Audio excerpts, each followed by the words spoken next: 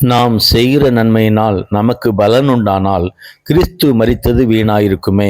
ஒரு விசை கர்த்தராகிய இயேசு கிறிஸ்து பரலோக ராஜ்யத்தை குறித்து ஒரு உவமையை சொன்னார். வீட்டெஜமானாகிய ஒரு மனுஷன் தன் திராட்சை தோட்டத்துக்கு வேலையாட்களை அமர்த்த அதிகாலையிலே புறப்பட்டு சென்று வேலையாட்களுக்கு நாளுக்கு ஒரு பணம் கூலி பேசி அவர்களை தன் திராட்சை தோட்டத்துக்கு அனுப்பினான். காலை 9 மணிக்கும் அவன் புறப்பட்டு போய் கடைத்தெருவில் சும்மா நிற்கிற வேறு சிலரை கண்டு, நீங்களும் திராட்சை தோட்டத்துக்கு போங்கள், நியாயமானபடி உங்களுக்கு கூலி கொடுப்பேன் என்றான். மறுபடியும் 12 மணி மற்றும் மாலை 3 மணி நேரத்திலும் போய் அப்படியே செய்தான். மாலை 5 மணி நேரத்திலும் அவன் போய் சும்மா நிற்கிற வேறு சிலரை கண்டு, நீங்கள் பகல் முழுவதும் இங்கே சும்மா நிற்கிறதென்ன என்று கேட்டான். அதற்கு அவர்கள், ஒருவரும் எங்களுக்கு வேலையிடவில்லை என்றார்கள். அவன் அவர்களை நோக்கி, நீங்களும் திராட்சை தோட்டத்துக்கு போங்கள், நியாயமானபடி கூலி பெறுவீர்கள் என்றான்.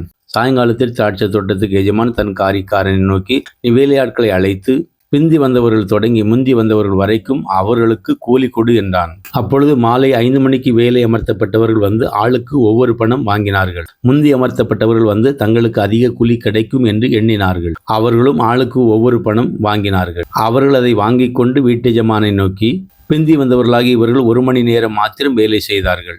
பகலின் கஷ்டத்தையும் வெயிலின் உஷ்ணத்தையும் சகித்த எங்களுக்கு இவர்களை சமமாக்கினீரே என்று முறுமுறுத்தார்கள்.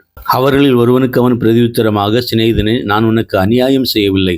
நீ என்னிடத்தில் ஒரு பணத்துக்கு சம்மதிக்கவில்லையா? உன்னுடையதை நீ வாங்கி கொண்டு போ.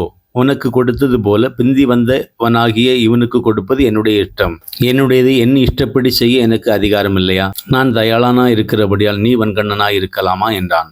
அன்புக்குரியவர்களே, நான் உங்களுக்கு சொல்ல விரும்புகிற காரியம் என்னவென்றால், பலன் கொடுக்கிறவர் கர்த்தர். இதோ சீக்கிரமாய் வருகிறேன்.